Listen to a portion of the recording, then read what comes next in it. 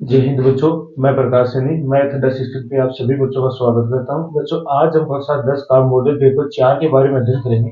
तो बच्चों हमने पिछले वीडियो में 1 से लेकर 2 तक के क्वेश्चन कर लिए थे। अब 3 का क्वेश्चन स्टार्ट करेंगे। तो इस क्वेश्चन को स्टार्ट करने से पहले आप सभी बच्चों से निवेदन है कि आप मैथ अंडर 16 के चैनल को सभी बच्चे सब्सक्राइब कर लेंगे, शेयर करेंगे, लाइक करेंगे, कमेंट करेंगे। जो बेल आइकन वाला घंटा बच्चों से अवश्य प्रेस कर लेना है ताकि आने वाला नोटिफिकेशन सबसे पहले बच्चों आप प्राप्त कर सके और क्लास का आनंद उठा सके। तो चलो बच्चों आप क्लास को स्टार्ट करते हैं। तो देखिए क्वेश्चन नंबर 3 का पहला पार्ट है। क्या लिखा है? एचसीएफ 306 और 657 का एचसीएफ कितना है? 9 है। 9 दिया गया आपको। 306 और 657 का जो एचसीएफ है बच्चों वो कितना दिया गया है? आपको 9 दिया गया है। आपको पूछा गया है कि इसका एलसीएम ज्ञात कीजिए। इन्हीं संख्या को आपको क्या पूछा गया है? एलसीएम। आपको एलसीएम तो 9 दिया गया है। क्या दिया गया? 9 दिया गया है। आपको एलसीएम पूछा गया है। तो जब भी ऐसा क्वेश्चन होता है तो आपको याद होगा कि जब ऐसा क्वेश्चन दिया हमें एक सूत्र आपको याद होगा कि दो संख्याओं, क्या लिखा गया है? दो संख्याओं का गुणनफल गुणनफल बराबर क्या होता है? एच सी एफ गुणा एल सी एम। दोनों संख्या का गुणनफल हम लिख सकते हैं जैसे ए गुणा बी बराबर एच सी एफ गुणा एलसीएम। मतलब ए कौन रहेगी? ये वाली। बी कौन रहेगा? ये वाली संख्या। तो यहां से आएगा 306 गुणा 5 657। 657 एलसीएम कितना आपके पास? एलसीएम आपके पास 9 गुणा एलसीएम। तो यहां से इस 9 गुणा में इधर किसमें भाग में, तो एलसीएम बराबर क्या हो जाएगा? 306 गुणा 657 बटे में 9। अब जब भी गुणा में संख्या होती है तो किसी भी नीचे वाली संख्या से किसी भी एक संख्या को काट देना है। तो यहां से काट दे 7 9 63। कितना बच गया बच्चों? फिर 2 7 दूनी 7 ये 9 कितना हो गया? 27। सॉरी 9 कितना हो गया? 27। तो 73 में कट गया। यहां से आएगा आपके पास 306 गुणा 73। तो 306 को आप 73 से गुणा कर लीजिए। तो 3 6 18 असल की 1 1 आ गया, 3 3 9 7 6 42 असल की 4। तो यहाँ आ गया 4 और 7 21। तो आपके पास आएगा 8 3 13 असल के 2 2। तो आपके पास टोटल आएगा 22,338। क्या आएगा आपके पास? एलसीएम। तो यही आपको उत्तर है। इस तरह आपको निकालना है। जब भी कोई क्वेश्चन आपको ऐसे दे रखा है किसी भी मॉडल पेपर में तो आपको इसी तरह से करना है, क्योंकि आपको याद रखना है कि दो संख्या का गुणनफल बराबर क्या होता है? एचसीएफ गुणा एलसीएम। अब इनके बराबर दे रखा है, इसका मतलब ये तो हमारा एचसीएफ हो गया और एलसीएम आपसे पूछा गया जो हमने निकाल दिया। ठीक है, तो स्क्रीनशॉट ले लीजिए, फिर अगला क्वेश्चन कर लेते हैं। चलो तो अगला क्वेश्चन देखिए बच्चों, क्वेश्चन नंबर 3 का दूसरा पार्ट। एक द्विघात बहुपद ज्ञात कीजिए। आपको क्या पूछा गया कि द्विघात बहुपद ज्ञात करना है जिसके शून्यकों का योगफल तथा गुणनफल क्रम से दी गई संख्याएं हैं। शून्यकों का गुणनफल ये है, मतलब अल्फा प्लस बीटा का मान आपको दिया गया है, और ये है गुणनफल मतलब अल्फा और बीटा का मान आपको दिया गया है। तो सबसे पहले आप जानते हो क्या लिखोगे? आप एक लिखोगे एक द्विघात समीकरण। ऐसे लिखो द्विघात समीकरण द्विघात समीकरण A X square plus B X plus C के शून्यक अल्फा और बीटा है। ठीक है, एक द्विघात समीकरण है A X square plus B X plus C के शून्यक मतलब क्या होता है? अल्फा और बीटा होते हैं। अब यहां से आप आसानी से निकाल सकते हो। यहां से आपको क्या बोला है? शून्यकों का योगफल। तो आप जानते हो बच्चों शून्यकों का योगफल, शून्यकों का योगफल क्या होता है? तो आप जानते हो माइनस बी बटे ए। ठीक है, अब शून्य का योगफल मतलब अल्फा प्लस बीटा बराबर क्या होता है? माइनस बी बटे ए होता है। अल्फा का मान आपके पास कितना है? 1/4 और बीटा का मान कितना आपके पास? माइनस के 1 बराबर माइनस बी बटा ए। सॉरी मैंने क्या लिख दिया यहाँ पे? ये अल्फा बीटा का नहीं, अल्फा प्लस बीटा का मान कितना आपके पास? 1/4। कितना है? 1/4। तो यहां से देखिए इनकी तुलना कर लीजिए। तो यहां से ए का मान तो आपके पास कितना आ गया? 4 और बी का मान आपके पास कितना आ गया? देखो ये b माइनस का इधर 1 है, तो आप लिखोगे तो ये जगह b बराबर माइनस का 1। ठीक है, ऐसे आपको क्या लिखना है? दूसरा शून्य को का गुणनफल गुणनफल, तो वो क्या होता है सी बटे ए, मतलब एल्फा इंटू बीटा बराबर कितना होता है सी बटे ए। एल्फा का मान, एल्फा बीटा का मान आपके पास कितना है -1 बराबर सी। ए का मान आपके पास कितना है बच्चों 4, तो यहाँ रखो 4, वजन गुण कर दो यहाँ से करोगे तो आएगा सी बराबर -1 गुणा 4, तो सी का मान कितना आ गया -4। जब आपके पास ए का मान आ गया, बी का मान है, सी का मान, तो आपको बस यहाँ रख देना है हमारे दिए गए समीकरण में, आसानी से आ जाएगा। तो यहां से आप क्या लिखोगे, मैं लिख देता हूं, अतः अब देखो दी गई समीकरण के ए की इस स्थान पे रखोगे तो ए के स्थान पे ए का मान रखोगे तो कितना आएगा 4x², बी के स्थान पे बी का मान रखोगे तो -x, और सी के स्थान पे सी का मान रखोगे तो -4 बराबर 0 होगा। ये आपका दिख देगा समीकरण के ए और बी सी का मान आ जाए तो वो आपको यहाँ रख देना है इस वाले समीकरण में, तो आपके पास देगा समीकरण आ गया। कोई दिक्कत है आपको? बिल्कुल आसान क्वेश्चन है, बस आपको तो पता होना चाहिए कि शून्य का गुणनफल क्या होता है और शून्य का योगफल क्या होता है। ठीक है, तो इसका भी स्क्रीनशॉट लीजिए, फिर अगला क्वेश्चन करते हैं। चलो अगला क्वेश्चन देखिए बच्चों 3 का, समीकरण 5y - 3x - 10 बराबर 0 में y को अक्ष के रूप में व्यक्त कीजिए। इस समीकरण को हमें किसके रूप में, फिर y को किसके रूप में लाना है, अक्ष के रूप में लेके आना है। तो देखिए जरा, ये तो बिल्कुल आसान क्वेश्चन है, ये समझिए 1 नंबर ऐसे मिल जाएगा आपको, 5y - 3x - 10 बराबर 0। आपको y के पदों में इसको क्या, y को अक्ष के पदों में व्यक्त करना है, तो यहां से आप लिखोगे 5y, इस बाकी के सारे पद को उधर भेज दो। देखो ये माइनस का कितना हो जाएगा प्लस का 3x, ये भी माइनस का कितना हो जाएगा प्लस के 10। अब यहाँ पे y के पदों में व्यक्त करना है, 5 इसमें गुणा में, 10 किसमें जाएगा भाग में, तो y बराबर आएगा 3x + 10 और बटे में कितना आ जाएगा 5। तो ये y को हमने किसके पदों में व्यक्त कर दिया, अक्ष के पदों में व्यक्त कर दिया। बिल्कुल आसान है, 1 नंबर ऐसे मिल जाएगा आपको, तो इसका भी स्क्रीनशॉट लीजिए, फिर अगला करते हैं हम। चलो बच्चों अगला देखिए क्वेश्चन क्या लिखा, EF समांतर है BC यदि AE अनुपात BE बराबर 4:1 और CF बराबर 1.5 सेंटीमीटर हो तो AF की लंबाई ज्ञात कीजिए। आपको किसका पूछा गया, AF। देखिए जरा, आपको ये वाली पूछी गई है, ये लंबाई आपको कितनी है ये पूछा गया। ठीक है, अब जब भी ऐसा क्वेश्चन आपको जिसका पूछा जाता है पहले उसको मान लेना। आपको क्या लिखना है, माना AF की लंबाई क्या आपके पास अक्ष सेंटीमीटर है, क्योंकि जो सेंटीमीटर में दे रखी, देखो बुझा एक दे रखी तो आप आसानी से निकाल सकते हो। आपको दिया गया है देखो ए अनुपात को आप ऐसे AE बटे BE बराबर आपको दिया गया है 4/1। दूसरा आपको CF बराबर दिया गया है 1.5 सेंटीमीटर। तो AE कितना आपके पास, AE देखो ये तो है 4 सेंटीमीटर और BE कितना आपके पास 1 सेंटीमीटर। दूसरा CF कितना आपके पास 1.5 सेंटीमीटर, और ये वाला आपने मान लिया ये कितना आपके पास अक्ष सेंटीमीटर। देखो बच्चों, जब इसने कहा कि क्योंकि इसने बोला कि जब EF समांतर है किसके, BC के, जब ये दो रेखाएं मतलब ये वाली रेखा इस रेखा के समांतर है, तो हम किससे लिख सकते हैं, थेल्स प्रमेय से। थेल्स प्रमेय से क्या लिखोगे, जब दो रेखाएं समांतर होती है किसी त्रिभुज में तो उनकी भुजाओं का अनुपात क्या होता है, बराबर होता है। जब ये त्रिभुज 2 है तो यहाँ ये रेखा इसके समांतर होगी, तो यहां से भुजाओं का अनुपात क्या जो है बराबर, तो आप क्या लिख सकते हो, AE बटे क्या है BE बराबर क्या हो जाएगा, AF बटे क्या हो जाएगा CF। ठीक है, AE का मान आपके पास है कितना है 4, BE का मान आपके पास 1 है, AF का मान आपके पास अक्ष है, CF का मान आपके पास 1.5 है। तो वजन गुणन कर दीजिए यहां से, तो यहां से आपके पास कितना आएगा, अक्ष गुणा 1 बराबर 4 गुणा 1.5। तो अक्ष बराबर आएगा, गुणा करो 4 पंजो 20 असल की 2.426, तो ये आपके पास कितना आ गया, अक्ष बराबर ये वाला। तो आप ऐसे भी लिख सकते हो 6 सेंटीमीटर, क्योंकि अगर 15 को 4 से गुणा करोगे तो 6.0 आएगा। ठीक है, 6.0 आ गया, ये जीरो का कोई महत्व नहीं पॉइंट के बाद में, तो आपको क्या करना है, सीधा लिखना x बराबर 6 सेंटीमीटर। इसका मतलब ये भुजा कितनी आ गई, 6 सेंटीमीटर आ गई बच्चों। ये आपका उत्तर था, बिल्कुल आसान क्वेश्चन था, बस इतना ध्यान रखना है कि क्या दिया गया क्या निकालना है। बस जब कोई ये ध्यान में रहेगा तो बिल्कुल आसान होता है क्वेश्चन। स्क्रीनशॉट ले लीजिए इसका भी।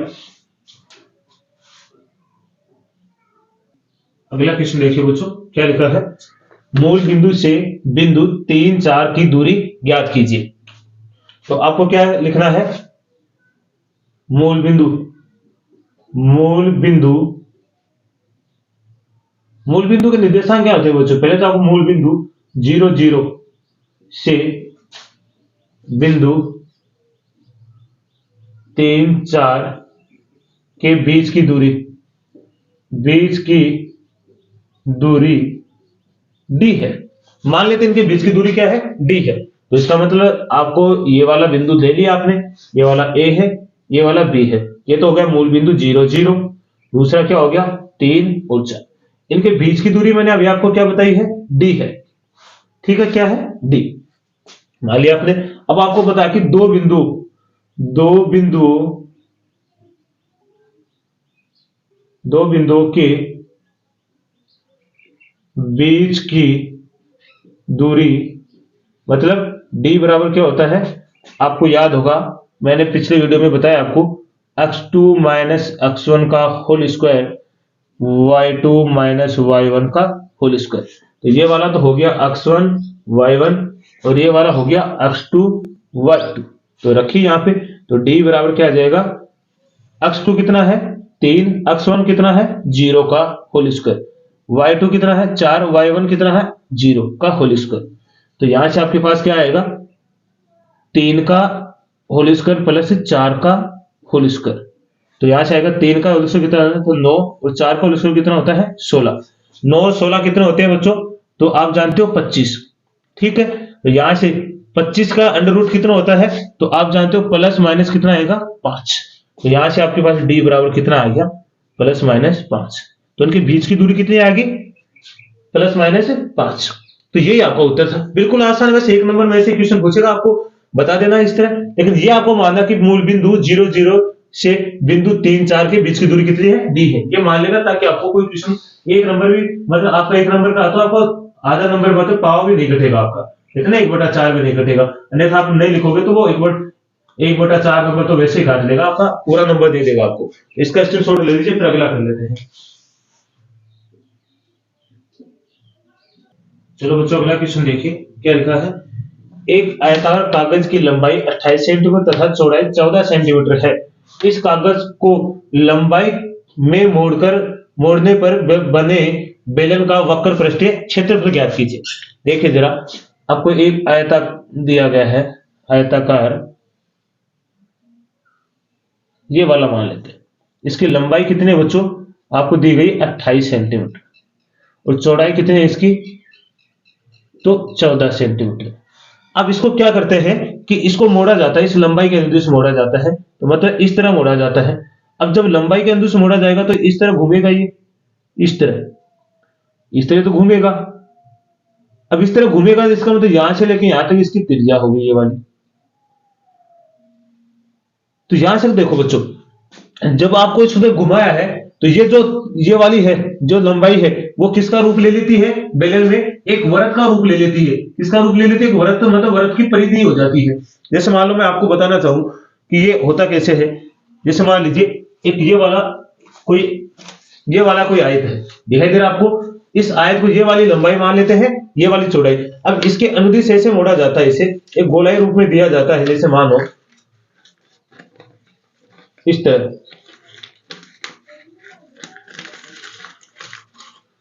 देखो इस रूप में दे दिया इसे। तो ये जो लंबाई है वो किसका रूप ले ली है, इस वृत्त का रूप ले ली है। तो ये वृत्त होगी, इसका मतलब ये तो परिधि है।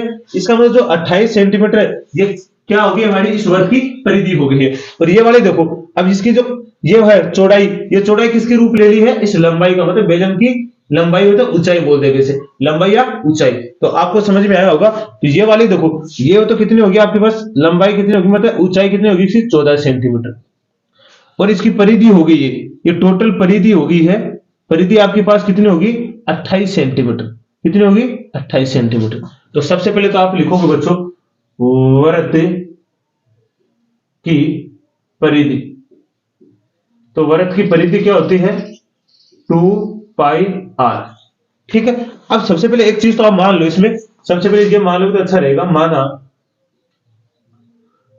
बेलन की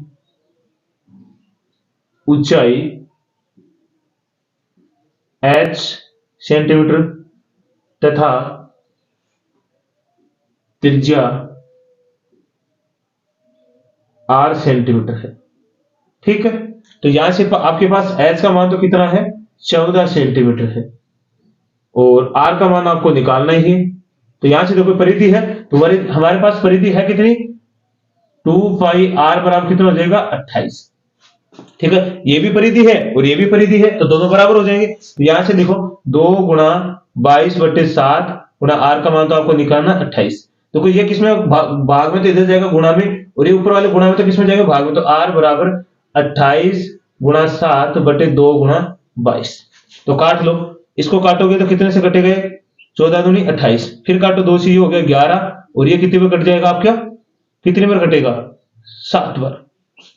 ठीक है, तो यहां से आपके पास कितनी आ गई, r बराबर आ गई 49/11 सेंटीमीटर। आपकी त्रिज्या कितनी आ गई बच्चों, 49/11 सेंटीमीटर। ठीक है, ये डायग्राम तो आपको समझ में आया ना, एक बार स्क्रीनशॉट ले लीजिए इसका, मैं डायग्राम को मिटाऊंगा तो अब देखना आपको।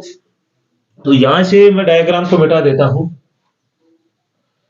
तो उसके बाद में आप लिख सकते हो, इसने पूछा बेलन का वक्र पृष्ठीय क्षेत्रफल। तो आपका क्या है, बेलन का वक्र पृष्ठीय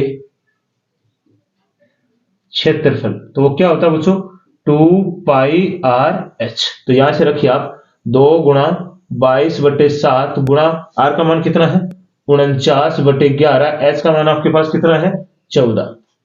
ठीक है, तो यहां से काट लो, 7 7 49 हो गया, और 11 दूनी कितना हो गया, 22। तो ये हो गया कितना, 7 दूनी 14 और 14 दूनी 28, कितना हो गया, 28 गुणा 14, गुणा कर लो। आपको 28 को 14 से गुणा करोगे, 8 चौक 32, 3 4 दूनी 8, 3 11, 8 2, तो ये आ गया 2 9 3, तो कितना आएगा, 392 सेंटीमीटर स्क्वायर, ये आपके पास आएगा।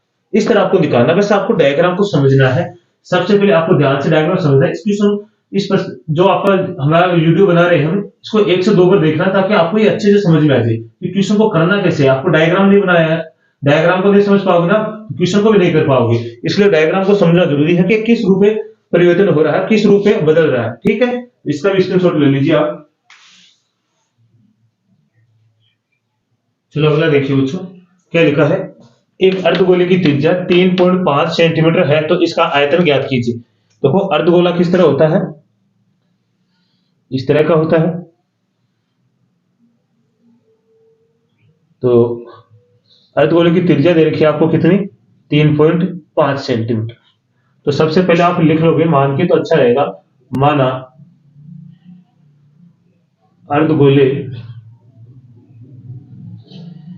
अर्धगोले की त्रिज्या r सेंटीमीटर है। ठीक है, तो अब आपको लिखना है अर्धगोले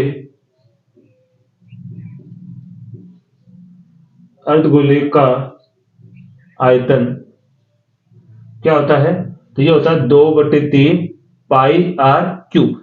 तो यहां से रख लीजिए 2/3 गुणा 22/7 गुणा 3.5 गुणा 3.5 गुणा 3.5। तो यहां से आप लिख सकते हो 2/3 गुणा 22/7 गुणा 35, एक संख्या मतलब पॉइंट नीचे कितना आएगा, 10, इसके भी नीचे कितना आएगा, 10, इसका भी कितना आएगा, 10। ठीक है, तो यहां से देख लो, ये हो गया 7 पंजो 35, 5 दूनी 10, इस 2 से ये 2 कट गया, तो ऊपर आपके पास क्या बचेगा, 22 गुणा 35 गुणा 35 बटे में 3 गुणा 10, 10 को 10 से गुणा करोगे 100। तो यहां से आप गुणा कर लो, पहले 35 को 35 से गुणा कर लो, तो 50 25 80 2 5 3 15 और 2 17, 3 5 15 से 3 3 9 1 10, तो 5 12 2 1। उसके बाद में गुणा करना 22 से, तो यह आएगा 10 की शून्य संख्या 2 दून 4 1 5 2 दून 4 2, सेम ऐसे ही आएगा 0 5 4 2, तो यह आएगा 0 5 9 6 2। तो यहां से आपके पास कितना आएगा, 26,950 बटे में 3 गुणा एक जीरो से एक जीरो कैंसिल हो गया, तो यहां से कितना आएगा आपके 269.5 बटे में 3 सेंटीमीटर स्क्वायर। ये आपके पास क्या आ जाएगा, आयतन आ जाएगा। इससे आगे आप निकालना चाहो तो इसमें भाग लगा सकते हो आप, बिल्कुल। तो यहां से भाग लगा लीजिए, आगे भी चला जाएगा। जैसे आगे लगाओगे तो 3 8 3 कितने हो जाएंगे 24, फिर बच गया 2, फिर 9 3 27, आगे लगभग जाएगा। देखो मैं आगे भाग भी लगा देता हूं इसमें, तो आपको दिक्कत नहीं आएगी। तो आयतन पूछा तो बच्चों आयतन क्यूब में होता है, मैंने सेंटीमीटर में लगा दिया तो क्यूब होता है, ठीक है। तो यहां से मैं लगाता हूं 269.5 में 3 का, तो यहां से डायरेक्ट आएगा तो कितना आएगा 8 3 24, फिर बच गया कितना 2 3 हो गया 29, 9 3 27, फिर कितना बच गया आपके पास 2, तो पॉइंट लगाओ, यहां हो गया 8 3 24, फिर बच गया 1, 1 में जाएगा नहीं, तो 3 3 9 3 3 9, लगभग आपके पास लिखना चाहो तो आप आएगा 89.3 सॉरी 83 सेंटीमीटर क्यूब, ये आएगा लगभग में, लगभग आएगा, क्योंकि आगे 3 3 3 3 आता जाएगा। तो ये आपका आंसर होगा टोटल। कोई दिक्कत है आपको तो इसका भी स्क्रीनशॉट ले लीजिए, फिर अगला क्वेश्चन करते हैं। चलो अगला क्वेश्चन देखिए बच्चों, क्वेश्चन नंबर 4, दिखाइए कि 2 + √5 एक अपरिमेय संख्या है। क्या बोला गया है, दिखाइए, मतलब आपको सिद्ध करना कि दिखाइए कि 2 + √5 एक क्या है, अपरिमेय संख्या है। अब जब भी आपको ऐसा क्वेश्चन आता है तो तब फिर इसका उल्टा मान के चलते हैं बच्चों में, और इसको पहले परिमेय संख्या सिद्ध करेंगे और उसके बाद इसको वापस क्या कर देंगे, अपरिमेय संख्या सिद्ध कर देंगे। तो देखो जब भी ऐसा क्वेश्चन आता है तो बिल्कुल आसान होता है, बस आपको दिखता है कि होता कैसे है। और 100% मान के चलिए आपको एक क्वेश्चन जरूर आएगा आपके अब की बार, क्योंकि अब तक ये पेपर में नहीं आया था, लेकिन अभी अवश्य आएगा। तो देखो सबसे पहले जब भी ऐसा क्वेश्चन होता है तो आपको क्या करना है, मान के चलना, माना 2 + √5 एक परिमेय संख्या है। क्या माना है, परिमेय संख्या है, जहां a और b दो सहअभाज्य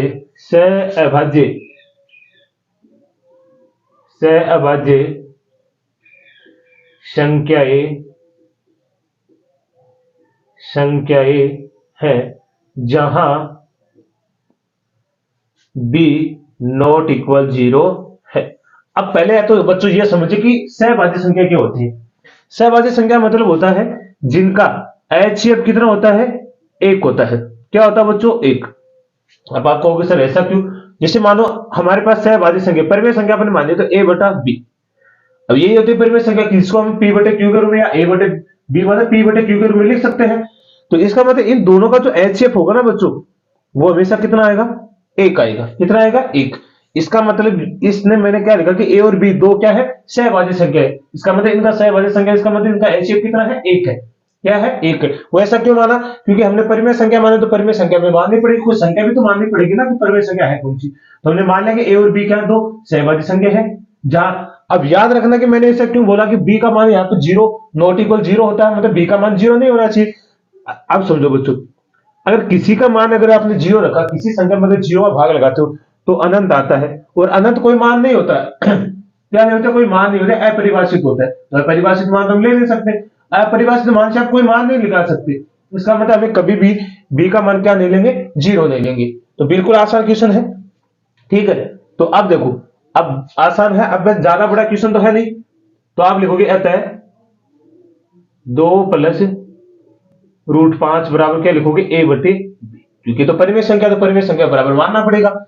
अब देखो आपको √5 को इधर रखना, वैसे 2 को उधर भेजना है, तो 5 बराबर a/b, तो कितना आएगा -2, ठीक है। अब यहां से आपको क्या करना है, इसके नीचे एक रखो एलसीएम लेना आपको यहां से, तो √5 बराबर एलसीएम लोगे तो कितना आएगा, b, ठीक है। b में b का भाग लगाओ तो कितनी हो जाएगा, 1 को 1 से गुणा करोगे क्या आएगा, a माइनस a का भाग लगाओ b में तो b पर ही जाएगा, b को 2 से गुणा करो तो कितना होगा, 2b। तो आपके पास क्या है, √5 बराबर a - 2b बटे में क्या आ गया, b। इसको आप समीकरण नंबर कितना दे दोगे, 1। लगभग हमारा क्वेश्चन पूरा हो गया है। बस आपको ये लाइन आपको अच्छे से ये याद रखनी है, आपको रटना भी नहीं है, एकदम से याद रखनी है। आप लिखोगे अतः, क्या लिखोगे, ए और, या आप अतः न लगा के आप चूंकि लगा के थोड़ा अच्छा लगेगा, चूंकि ए और बी दो पूर्णांक संख्याएं हैं।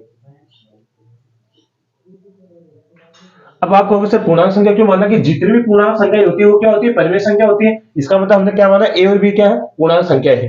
ठीक है, चूंकि अब अगर ये पूर्णांक संख्या है तो हम बोल सकते हैं कि परिमेय संख्या भी है कि नहीं। मतलब पूर्णांक संख्या क्या होती है, परिमेय संख्या होती है। तो आप लिखोगे चूंकि a माइनस 2b बटे b एक परिमेय संख्या है, परिमेय संख्या है। अब बताओ बच्चों, अगर ये परिमेय संख्या है तो ये परिमेय संख्या ये वाली है, तो ये तो इसके बराबर है, इसका मतलब ये भी तो परिमेय संख्या होनी चाहिए। तो आप लिखोगे अतः √5 भी एक परिमेय संख्या है। √5 भी क्या है, परिमेय संख्या। देखो इसके बाद में जस्ट इसके आगे लिखना, यहाँ पे अतः लगा के, यहां से लगा के आगे लिखना कि ये क्या, अतः √5 भी एक परिमेय संख्या है। लेकिन बच्चों आप तो जानते हो कि √5 तो क्या है, अपरिमेय संख्या है, क्योंकि जो रूट में संख्या होती है वो क्या होती है, अपरिमेय संख्या होती है, जबकि हमने तो इसको परिमेय संख्या सिद्ध किया। तो आप लिखोगे अतः हमें विरोधाभास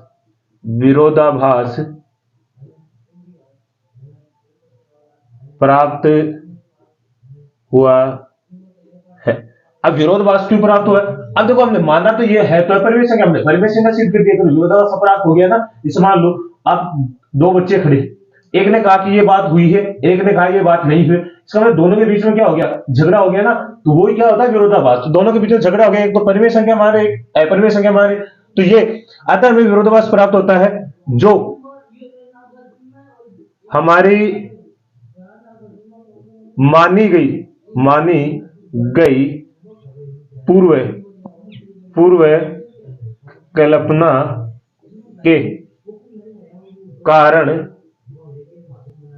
प्राप्त हुआ है। 20 इतना लिखना है। आप लिख रहे हैं अतः निष्कर्ष। अब देखो यहाँ पे एक लाइन और लिख सकते हो आप, देखो यहाँ थोड़ी सी एक लाइन और लिख दोगे तो क्या लिखोगे, अतः हमें विरोधाभास प्राप्त होता है जो हमारी मानी की पूर्व कल्पना के कारण प्राप्त हुआ है। अतः √5 एक अपरिमेय संख्या है। क्या है, अपरिमेय संख्या है। लास्ट में लिखोगे अतः निष्कर्ष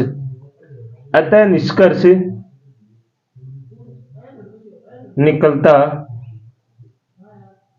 है कि, क्या माना है, 2 + √5 एक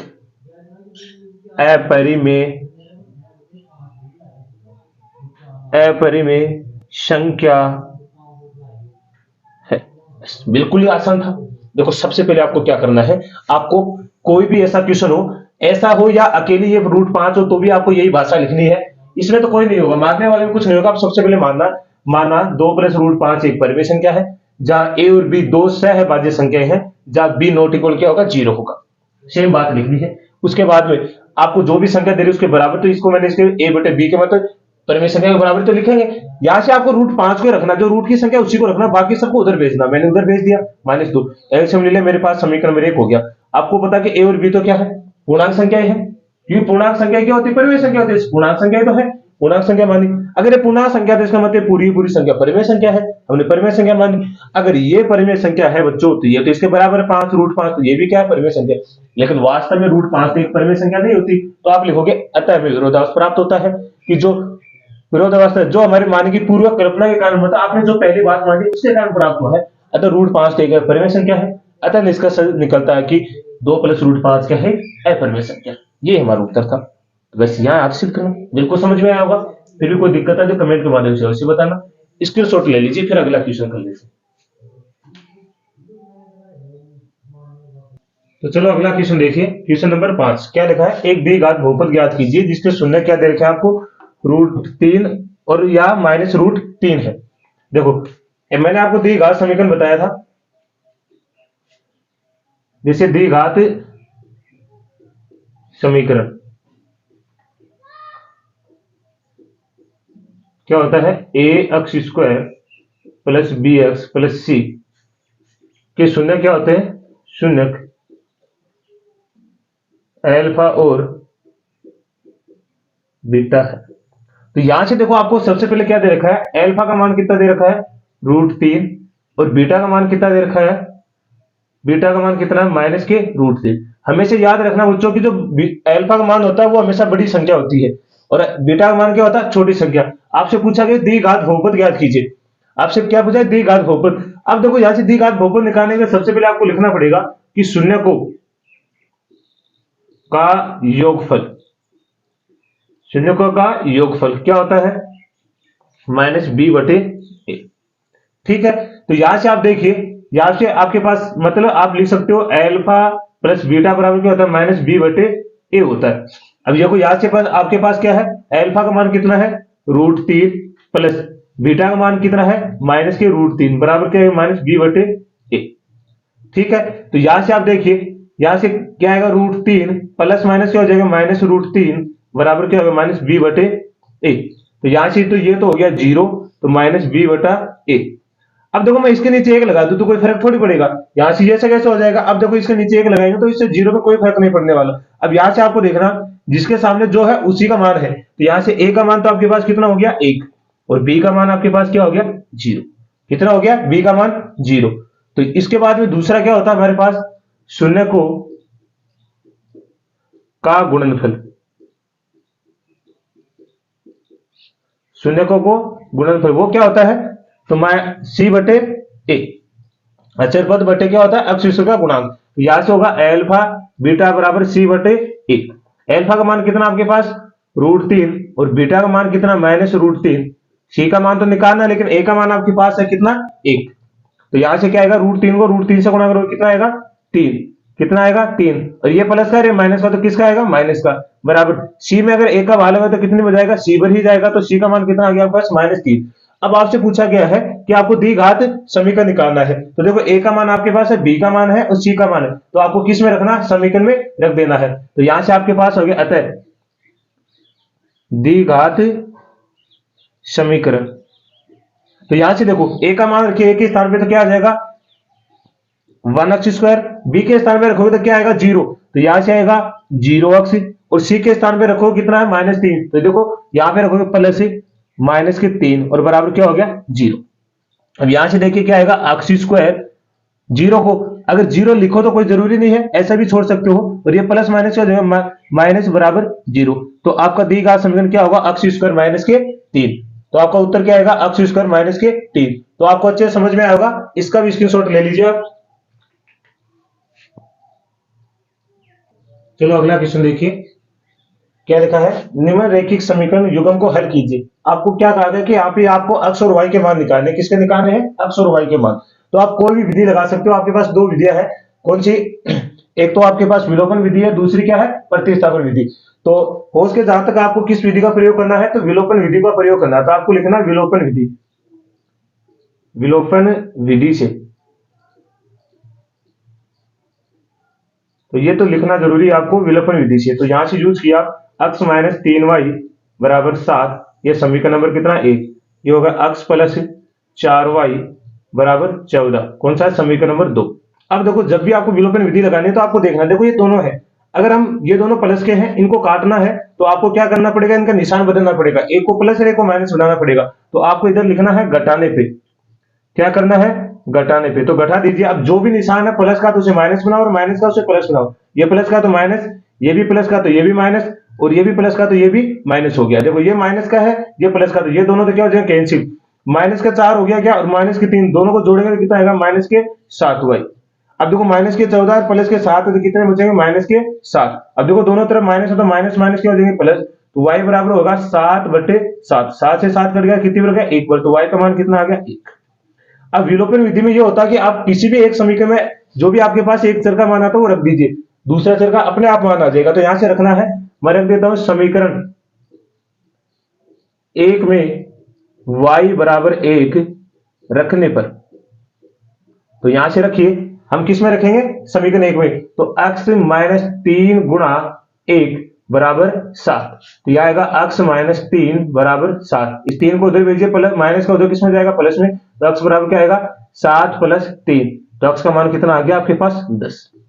कितना आ गया, 10। तो आपके पास क्या आ गया, अतः आप लिखोगे x बराबर 10 और y बराबर कितना है, 1 है। बस ये आपके उत्तर है। तो आपको अच्छे से समझ में आएगा ये वाला क्वेश्चन भी। तो इसका भी आप क्या लेंगे, स्क्रीनशॉट लेंगे। चलो अगला क्वेश्चन देखिए क्या लिखा है। समांतर चतुर्भुज एबीसीडी की बढ़ाई की भुजा एडी पर स्थित ई एक बिंदु है तथा बीई भुजा सीडी को एफ पर प्रतिच्छेद करती है। दर्शाइए कि त्रिभुज ए बीई समरूप है त्रिभुज सी एफ बी के। आपको सिद्ध करके लाना है कि जो त्रिभुज है ए बीई समरूप है किसके, त्रिभुज सी एफ बी के। पहले तो हम क्या बनाएंगे, समांतर चतुर्भुज बनाएंगे। देखो अपने आप समझ में आएगा आपको।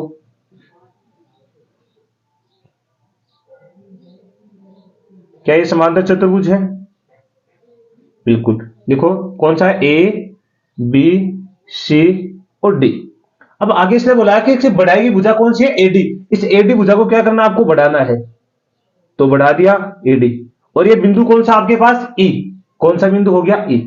ठीक है, बिंदु ई। तथा बीई कौन सा, बीई ये वाली भुजा है बीई। बीई ठीक है, बीई भुजा सीडी को एफ पे प्रतिच्छेद करती है। जो बीई भुजा वो सीडी को क्या करती है, एफ पे प्रतिच्छेद, मतलब ये वाला हो गया एफ। ठीक है, अब देखो बच्चों आपको सिद्ध क्या करना है। अब सबसे पहले इसने बोला ए बी ई ये वाला त्रिभुज बड़ा वाला। दूसरा कौन सा है, ए सी एफ बी ये वाला। और दूसरा है ये वाला त्रिभुज। ठीक है, इन दोनों को समरूप सिद्ध करना। एक बात याद रखना बच्चों, जब ये हमारे पास क्या होता है, समांतर चतुर्भुज होता है, तो समांतर चतुर्भुज के सम्मुख कोण बराबर होते हैं। ये वाला कोण इसके बराबर होता है और ये वाला कोण इसके, मतलब मैंने नाम दे दिया ए बी सी डी। तो आप लिखोगे कोण ए बराबर किसके होगा, कोण सी के। और कोण बी बराबर होगा किसके, कोण डी के। ठीक है, दूसरी बात होती है ये दोनों कोण होते हैं क्या, आसन कोण होते हैं। तो आसन कोणों की हमें आवश्यकता नहीं पड़ेगी, यहां पड़ेगी हमें सिर्फ सम्मुख कोणों की। तो मैंने आपको बताया कि समांतर चतुर्भुज का जो सम्मुख कोण आमने सामने कोण है उन्हें बोलते हैं सम्मुख कोण। वो हमेशा क्या होते हैं, बराबर। बस ये आपको याद रखना, बाकी हमारा काम हो जाएगा। देखो तो यार से सबसे पहले आपको जो भी दिया गया उसको लिखना है, उसके बाद में स्टेप बाय स्टेप करना। आपको दिया है क्या, ए बी सी डी एक समांतर चतुर्भुज है। क्या है, समांतर चतुर्भुज है। ठीक है, जिसकी क्या लिखोगे, जिसकी बढ़ाई गई भुजा कौन सी है, बढ़ाई गई भुजा, जिसकी बढ़ाई गई भुजा एडी, बढ़ाई की भुजा ऐसे नहीं, थोड़े से लिखेंगे समांतर, तो जिसकी बढ़ाई की भुजा एडी पर, बढ़ाई की भुजा एडी पर बिंदु ई स्थित है। ठीक है, स्थित है। तथा बीई भुजा सीडी को एफ पे प्रतिच्छेद करती है। तथा क्या लिखोगे, बीई भुजा सीडी को एफ पर प्रतिच्छेद करती है। कोई दिक्कत है, ये वाला तो आपको लिखना है। सिद्ध क्या करना आपको, वो आपको लिखना, सिद्ध करना है। तो सिद्ध आपको क्या करना है, आपको करना कि त्रिभुज ए बी ई समरूप है त्रिभुज सी एफ बी के। ये वाला आपको सिद्ध करके लाना है। ठीक है, तो या तो आप हल लिख सकते हो या उपपत्ति लिख सकते हो, जिसे इंग्लिश में बोलते हैं प्रूफ करना है, उपपत्ति। अब देखो उपपत्ति में क्या करना है, दोनों त्रिभुजों को समरूप सिद्ध करना। आपको लिखना है त्रिभुज ए बी ई और दूसरा त्रिभुज क्या आपके पास, सी एफ बी। जरा ध्यान से देखना बच्चों, हमारा ये वाला त्रिभुज है, ये वाला, तो इस त्रिभुज का ये वाला कोण हो गया और इस त्रिभुज का ये वाला। तो आपको ध्यान से देखना है, देखो ये समांतर चतुर्भुज है, तो ये कोण एक कोण सी के क्या बराबर है, क्यों, सम्मुख कोण है। समांतर चतुर्भुज के सम्मुख कोण होगी, क्योंकि देखो ये वाला तो समांतर चतुर्भुज है ना, ये वाला है। तो समांतर चतुर्भुज के आमने सामने का कोण क्या होता है, बराबर। ये वाला कोण इस कोण के बराबर होना चाहिए, होगा कि नहीं होगा। तो आप यहां से क्या लिखोगे कि कोण ए बराबर कोण सी, क्या लिखोगे, समांतर समांतर चतुर्भुज चतुर्भुज के सम्मुख कोण, क्या, सम्मुख कोण। कोई दिक्कत है, ठीक है, वाला हो गया। दूसरा आपको देखना है यहां से, और क्या सिद्ध कर सकते हो आप। दूसरा आप देखोगे तो इसका यहां से ध्यान से देखना बच्चों, ये वाला आप देखोगे तो ये एक जेड आकृति बन रही है, वो भी उल्टी, इस तरह बन रहा है ये, और इस तरह बनता है। तो ये कौन से कोण बनते हैं, एकांतर कोण। मैं नाम दे देता हूं, ये वाला 1 है और ये वाला 2 है। कोई दिक्कत है आपको। देखो ये वाला 1 हो गया, ये वाला 2 हो गया, उल्टी आकृति में। तो ये वाला 1 कोण माना मैंने, इसको 2 माना। तो एकांतर कोण हमेशा क्या होते हैं, बराबर होते हैं। तो आप यहां से लिख सकते हो कोण 1 बराबर कोण 2। तो क्या लिखोगे, एकांतर कोण है, क्या है, एकांतर कोण। या आप इसको वैसे भी डायरेक्ट भी लिख सकते हो, कोण नाम दे दो, कोण भी ले सकते हो आप, कोण ए ई बी, ठीक है। दूसरा क्या हो जाएगा आपके पास यहां से, सी बी एफ, ऐसे भी लिख सकते हो आप, बराबर हो जाएंगे। मैंने नाम दे दिया कि कोण 1 बराबर 2। आपको परीक्षा में लिख देना है कि कोण, आपने इसको 1 दिया, इसको 2 दिया है। कोई दिक्कत है, ठीक है। अब देखो आप लिख सकते हो, आपने 2 कोण बराबर कर दिए, तो आप लिख सकते हो अतः कोण कोण, क्या, कोण कोण समरूपता से, समरूपता से, कौन कौन समरूपता से आप क्या लिख सकते हो, लिख सकते हो अतः त्रिभुज ए बी ई समरूप है त्रिभुज सी एफ बी के। बस यही आपको सिद्ध करना था, बिल्कुल आसान था। आपको क्वेश्चन देखो तो ऐसा लग रहा है पता नहीं कितना टफ क्वेश्चन है, लेकिन बिल्कुल आसान है, बस 4 ही लाइन में पूरा हो गया। तो ये वाला बड़ा उत्तर था। ये तो देखो यहां तक तो आपको क्वेश्चन में दे रखा है ऐसा कैसा लिखना है, बाकी उत्पत्ति मतलब प्रूफ में आपको देखना है। बाकी हल आप यहाँ हल भी लिख सकते हो, कोई दिक्कत नहीं है। इस तरह आपको सिद्ध करना है। मेरे हिसाब से आपको अच्छे से समझ में आया होगा। तो इसका स्क्रीनशॉट लीजिए और इसको 1-2 बार आपको जरूर देखना ताकि आपको दिक्कत नहीं है। लीजिए स्क्रीनशॉट लीजिए, फिर अगला क्वेश्चन कर लेंगे हम। अगला क्वेश्चन देखिए बच्चों, क्या है, निर्धारित कीजिए कि क्या बिंदु 1 5 2 3 और -2 11 सरेखी है। सरेखी का मतलब होता है बच्चों एक ही लाइन पे, तीनों बिंदु क्या होना चाहिए, एक ही लाइन पे होने चाहिए। इसका ये कहने का अर्थ हुआ, जैसे ये वाले हैं ए बी और मैं सी ले लेता हूं। ये वाला है 1 5, ये वाला है 2 3। आपको बताना सरीखे का मतलब है बच्चों, आपको क्या करना है, ये पूरी भुजा कौन सी हमारे एसी, एसी भुजा है, वो किसके बराबर होनी चाहिए, इनके ए बी प्लस बीसी। अगर एसी भुजा का मान अगर ए बी प्लस बीसी के बराबर आ जाता है तो ये सरेखी है, अन्यथा सरेखी नहीं है। तो सिद्ध करेंगे हम। सबसे पहले आपको क्या करना है, ए बी के बीच की दूरी निकालनी है, फिर बीसी के बीच की दूरी निकालनी है। तो आपको सबसे पहले लिखना है दो बिंदुओं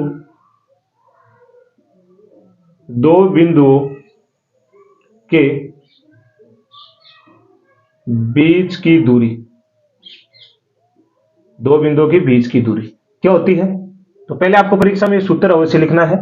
क्या लिखोगे, x2 माइनस x1 का होल स्क्वायर प्लस क्या लिखोगे, y2 माइनस y1 का होल स्क्वायर। कोई दिक्कत है। तो सबसे पहले आप क्या निकालोगे, रेखाखंड लिख दो, या तो लिखोगे रेखाखंड ए बी के बीच की दूरी। तो आपको वही सूत्र लगाना, सूत्र आपके सामने लिखा ही हुआ है। ये वाला आपका x1 y1 हो जाएगा, ये x2 ये y2 हो जाएगा। तो x2 माइनस x1 तो 2 माइनस 1 का whole square plus y2 minus y1 तो क्या होगा 3 माइनस 5 का होल स्क्वायर। तो आप यहां आगे लिख सकते हो, क्या लिखोगे, दो में से एक जाएगा, कितना बचेगा, एक, तो 1 का होल स्क्वायर प्लस प्लस के 3 है माइनस के 5 है, तो कितना बचेगा, माइनस के 2 के होल स्क्वायर। तो यहां से आप लिखोगे 1 का होल स्क्वायर कितना होता है 1। अब देखो जब भी ऊपर सम घात होती है तो माइनस में अगर जो अंदर माइनस की संख्या होती है वो किसकी हो जाती है, प्लस की। तो 2 का स्क्वायर कितना हो जाएगा 4। तो आपके पास कितना आएगा, रूट के 5। ठीक है। ऐसे आपको क्या निकालना है, रेखाखंड रेखाखंड रेखाखंड क्या, बीसी के बीच की दूरी, बीच की दूरी। तो यहां से बीच की दूरी निकालोगे तो अब की बार कौन हो जाएगा, ये वाला x1, ये हो जाएगा y1, ये हो जाएगा x2, ये हो जाएगा y2। कोई दिक्कत है? तो यहां से x2 कितना -2 और x1 कितना है -2 का होल स्क्वायर, y2 कितना है -11 और y1 कितना है -3 का होल स्क्वायर। तो यहां से आ जाएगा -4 का होल स्क्वायर प्लस -11 -3 कितने होंगे -14 का होल स्क्वायर। देखो 4 का होल स्क्वायर कितना होता है 16 और 14 का स्क्वायर कितना होता है 196। तो दोनों को जोड़ोगे तो टोटल कितना आएगा आपके पास 212। अब 212 है कितना, रूट से बाहर निकालने की कोशिश करेंगे इसे। तो यहां से देखो पहले 2 से 12 का अभाज्य गुणनफल कर लो ताकि आपको दिक्कत नहीं होगी। पहले 2 का भाग लगाओ, 2 एकम 2। अब इसमें तो नहीं, अब जीरो देखो, दो संख्या में एक साथ लगाओ, 0 और 6 दूनी 12, 106। फिर 2 का लगाओ कितना आएगा 5 3। ठीक है, आ गया क्या? अब यहां से 5 दूनी 10 और 3 दूनी, अब देखो 53। क्या 53 आता है किसी के फाड़े में? बिल्कुल नहीं आता। 53 एक अभाज्य संख्या, एक हो गया। तो आप इसको क्या लिख सकते हो यहां पे 4 गुणा 53, कितना 53। तो देखो 4 किसके रूप में आएगा 2 के रूप में, तो 2√53 हो जाएगा भाई। ये कोई दिक्कत है? ये वाला हो गया। अब क्या निकालोगे आप एसी रेखाखंड, एसी के बीच की दूरी। तो वही सूत्र लगाओगे आप। ठीक है, यहां तक मैं ऐसे करता हूं। तो ये आपकी बार देखो ये हो जाएगा, ये नहीं है, अब की बार ये रहेगा ए और सी। तो यहां से क्या आएगा आपके पास x2 का मान कितना -2, x1 का क्या मान कितना -1 का होल स्क्वायर, y2 का मान -11। अब ये प्लस का तो या तो निशान दे दो आता है सूत्र का, तो ये हो गया स्क्वायर, ये हो गया -3 का होल स्क्वायर प्लस -16 का होल स्क्वायर। तो यहां से 3 का होल स्क्वायर कितना होता है 9 और 16 का स्क्वायर कितना होता है 256। 256 तो टोटल जोड़ोगे तो आपके पास कितना आएगा 256 नहीं तो कितना हो जाएगा 9। तो आपके पास टोटल आएगा 265। कितना आएगा 265। अब ये दूरी है तो आप मात्रक में लगाओगे, इसे मात्रक लगा देना। इसके पीछे तो थोड़ा सा दूरी किसमें आती है मात्रक में, तो ये आ गई मात्रक। अब इसका भी 256 का भी हम निकालेंगे कि 256 का कैसे निकालेंगे। तो यहां से देखिए 256 का 265 है ना लगाइए। तो किसका भाग जाएगा इसमें 5 का चला जाएगा ना, किसका 5 का, क्योंकि 5 का लगा के दे लो। 50 कितना हो जाएगा 50 25 कितना बच गया आपके पास एक, तो ये होगा 5 3 15। तो ये आ गया आपके पास कितना आ गया 5।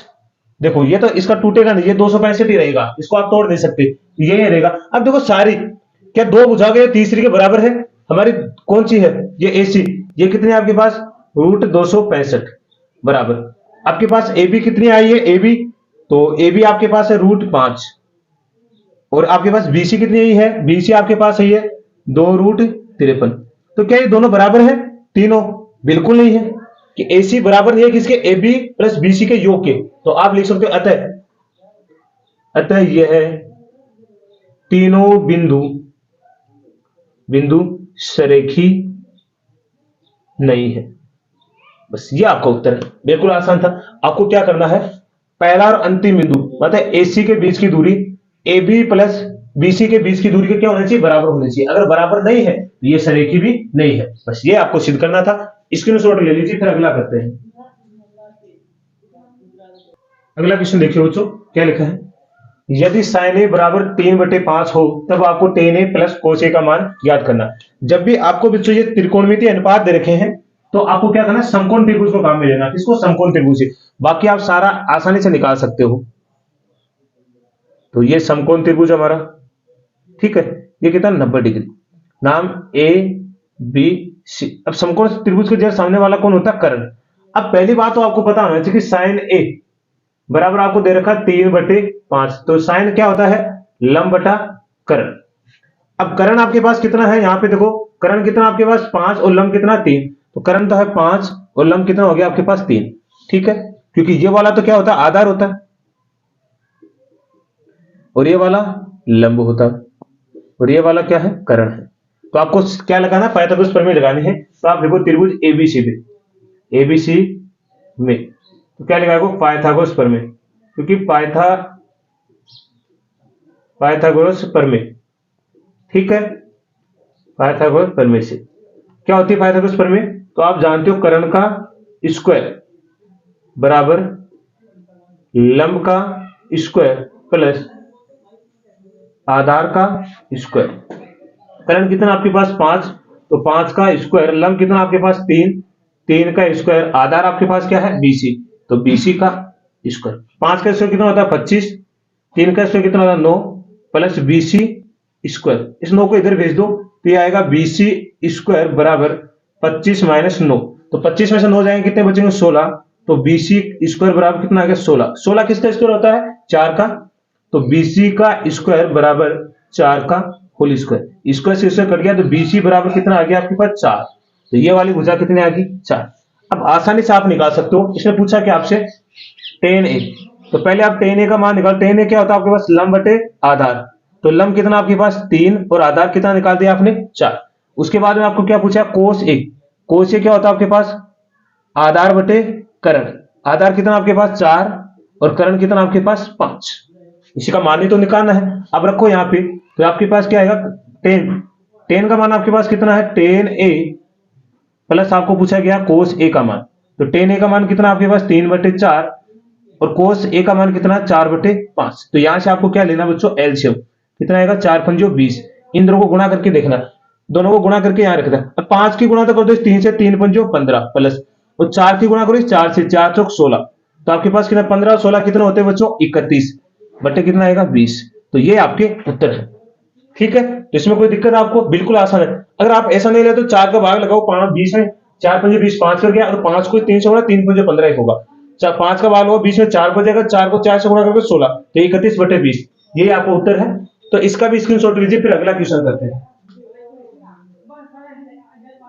अगला क्वेश्चन देखिए बच्चों, क्वेश्चन नंबर 10 क्या लिखा है, भूमि के एक बिंदु से एक 20 मीटर ऊंचे भवन के शिखर पर लगी एक संचार मीनार के तल और शिखर के उन्नयन कोण क्रमशः 45 डिग्री और 60 डिग्री है, मीनार की ऊंचाई ज्ञात कीजिए। क्या पूछा गया आपको, मीनार की ऊंचाई। आपके पास एक भवन है, ये मान लेते हैं भवन है, कितना है 20 मीटर ऊंचा है।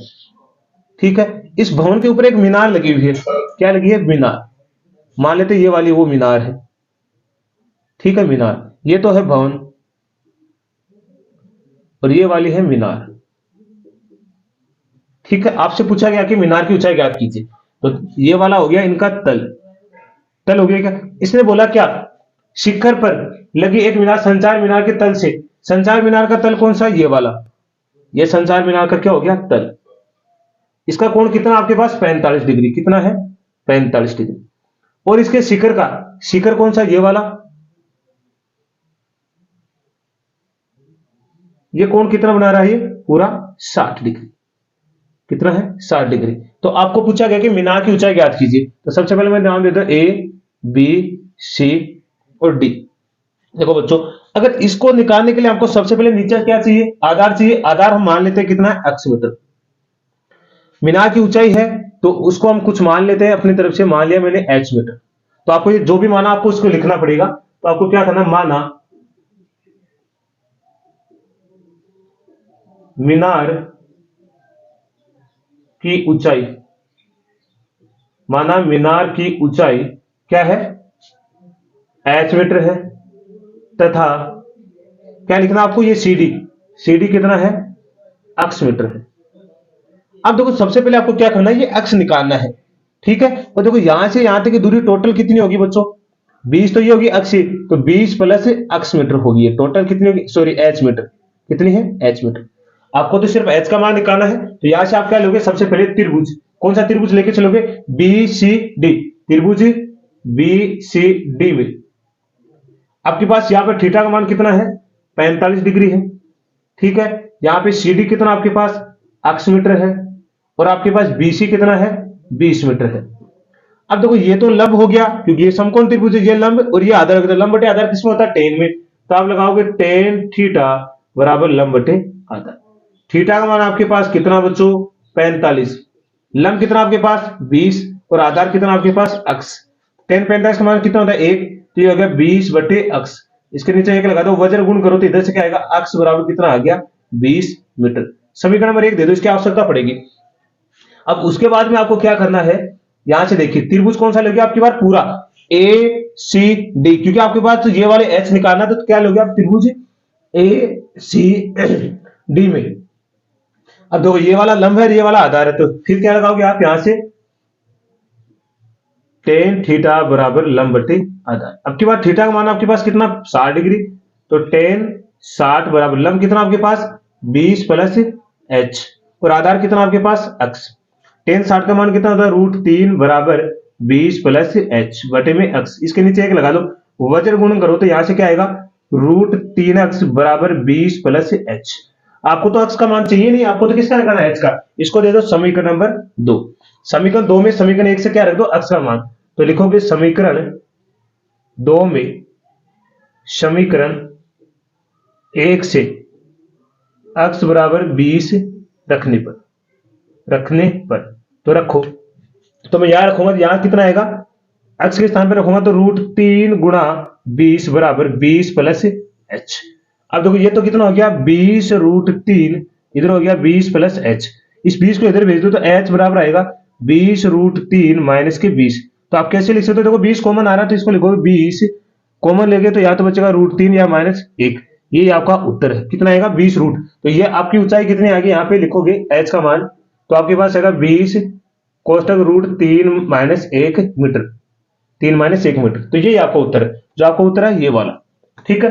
अगर आपको √3 का मान दे रखा तो वो रख दोगे तो आगे और उत्तर निकल जाएगा, लेकिन इसमें क्वेश्चन में नहीं दे रखा तो आप यही छोड़ सकते हो, ठीक है। तो ये क्वेश्चन आपको अच्छे से समझ में आएगा। तो बच्चों आज के लिए हम इतना ही करेंगे, तो सभी को ये क्लास अच्छे से समझ में आई होगी, बहुत अच्छी लगी होगी, तो आपको निवेदन है कि आप अपने दोस्तों तक भी इस क्लास को शेयर करना है। तो आज के लिए इतना ही करेंगे, तो सभी को मैथ अड्डा शिक्षण की तरफ से धन्यवाद।